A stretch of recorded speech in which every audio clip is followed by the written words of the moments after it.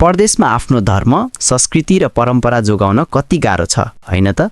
चाहे त्यो न्वारन होस्, विवाह होस् वा कुनै विशेष पूजा, सही समयमा विश्वासिलो पण्डित पुजारी भेट्टाउनै मुस्किल।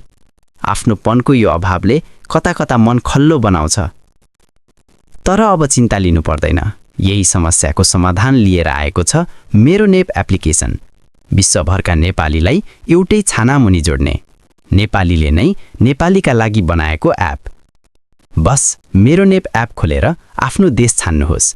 त्यसपछि डिरेक्टरीभित्र जानुहोस् र ज्योतिष, पण्डित वा पुजारी क्याटेगोरी छान्नुहोस्।